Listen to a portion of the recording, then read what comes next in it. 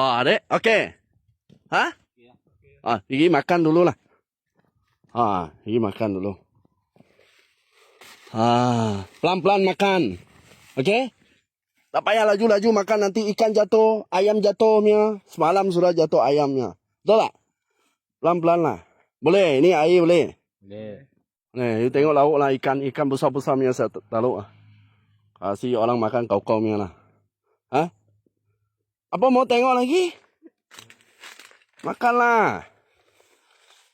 Sudah beli makan lagi, tengok itu bungkusnya. Apa men? Dia orang tak ada makannya. Pelan-pelan makan. Ula-ula makan pun tak ada haknya. Hah?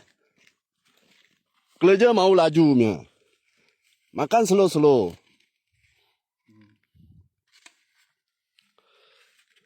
Okey. Oh, okey. Cuba tengok ini saya punya ini momen.